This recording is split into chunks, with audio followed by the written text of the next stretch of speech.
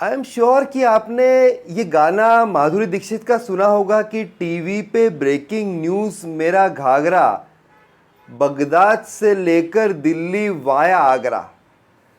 तो आप में से कोई ऐसे बहुत ही मूर्ख लोग हों जो ये समझे कि यार वाया आगरा मतलब कि सही में बगदाद से वो दिल्ली होते हुए वाया आगरा आई होगी, या उसके घाघरा का असर बगदाद से दिल्ली होता हुआ आया होगा वाया आगरा।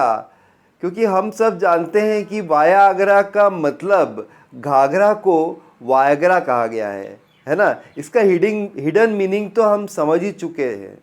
इसी कारण से तो ये गाना इतना सुपरहिट हुआ माधुरी दीक्षित जी का। लेकिन वायगरा वर्ड जब हम सुनते हैं ना फ्रेंड्स, तो सच में कुछ न कुछ होने लगता है। मतलब कहीं भी आप इस शब्द का प्रयोग करें, मैंने देखा है कि लोगों का बड़ा इंटरेस्ट रहता है। वायगरा पे काफ़ी सारे जोक्स भी चलते हैं। तो आज हम इस वीडियो के माध्यम से ये जानना चाहेंगे कि वायगरा जो है इसका इतिहास क्या है, ये कब प्रचलन में आया। और दूसरी बात ये जानना चाहेंगे कि वायगरा जो है अगर शराब के साथ आप प्रयोग करते हैं तो इसके कुछ दुष्परिणाम है कि नहीं है। अगर आपको भी जानना है तो मेरे साथ प्लीज़ वीडियो में बने रहना है आपको। और अभी तक अगर आपने मेरा चैनल सब्सक्राइब नहीं किया हो तो सब्सक्राइब कर देना है फ्रेंड्स। देखिए, वायगरा जो दवाई है, ये पहले जब इसका इन्वेंशन हुआ, इसकी डिस्कवरी हुई, तब ये हाई ब्लड प्रेशर और हार्ट डिजीज़ को ट्रीट करने के लिए बनाई गई थी। लेकिन जब पेशेंट्स को ये दिया गया अमेरिका में, तो ये देखा गया कि यार उनके लिंग में बहुत कड़कपन ज़्यादा आ रहा था। उनका जो इंटीमेट ऑर्गन है, उनका जो पेनिस है, वो जल्दी खड़ा हो जा रहा था। ब्लड प्रेशर तो छूट गई बात, और जो हार्ट की प्रॉब्लम थी वो भी पीछे छूट गई। लेकिन वहाँ के रिसर्चर्स ने इसको एक नया इन्वेंशन माना, एक नया रिसर्च माना कि वायग्रा लेने से लिंग में कड़कपन आ सकता है। और जिन लोगों को इरेक्टाइल डिस्फंक्शन की प्रॉब्लम थी, मतलब कि शीघ्र पतन हो रहा था या लिंग में कड़कपन नहीं आ पा रहा था, उनको ये दवाई दी जाने लगी 1998 के बाद में। तो ये है इतिहास वायग्रा का।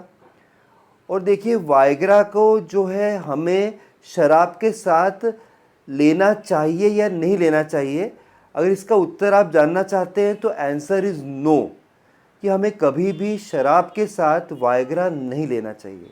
इसका साइंटिफिक रीज़न मैं आपको बताता हूँ। देखिए, मर्दों के शरीर में टेस्टोस्टेरोन नाम का एक हार्मोन होता है।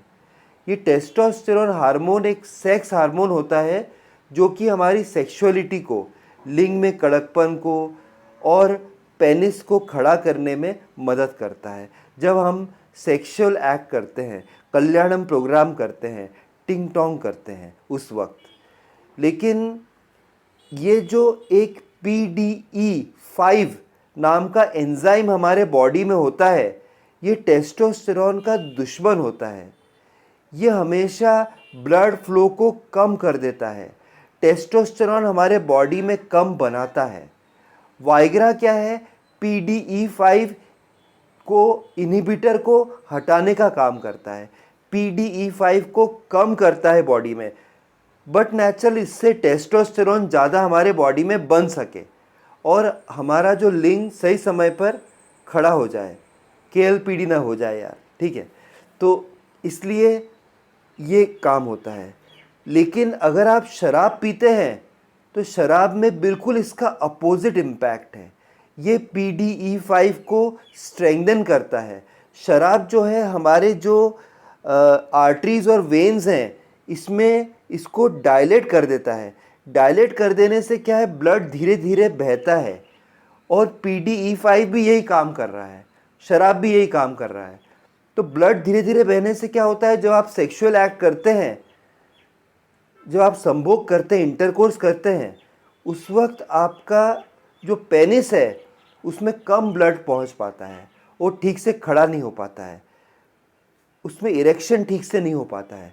इस कारण से PDE5 एंजाइम को और एक्टिवेट कर देता है शराब, और वाइग्रा का रोल है PDE5 एंजाइम को डीएक्टिवेट करना, कम करना उसके असर को।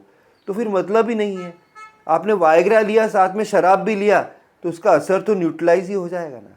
इसलिए आपको याद रखना है कि शराब और वाइग्रा का कभी भी प्रयोग साथ में नहीं करना है। और भी दुष्प्रभाव है, रेडनेस आना स्किन पर, फ्लशिंग होना,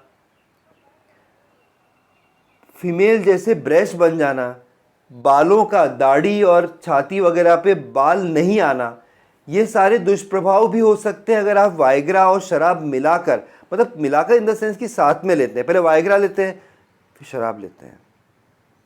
अगर आपको प्रॉब्लम है और आपका खड़ा नहीं हो रहा है और आपको इरेक्टाइल डिस्फंक्शन बहुत दिनों से है, आपकी उम्र 40 से ऊपर हो गई है, प्रॉब्लम हो रही है, तो वाइग्रा आप ले सकते हैं। OTC पे तो मिलेगा नहीं, बाज़ार में ऑन द काउंटर तो मिलता ही नहीं है ये ड्रग, लेकिन प्रेस्क्रिप्शन अगर आप डॉक्टर का ले लेते हैं तो आसानी से ये अवेलेबल है। तो आप इसका प्रयोग ज़रूर करें, लेकिन एक बात का ध्यान रखें कि शराब के साथ इसका प्रयोग न करें, नहीं तो उसका असर न्यूट्रलाइज हो जाएगा और नेगेटिव इम्पैक्ट्स भी हो सकते हैं।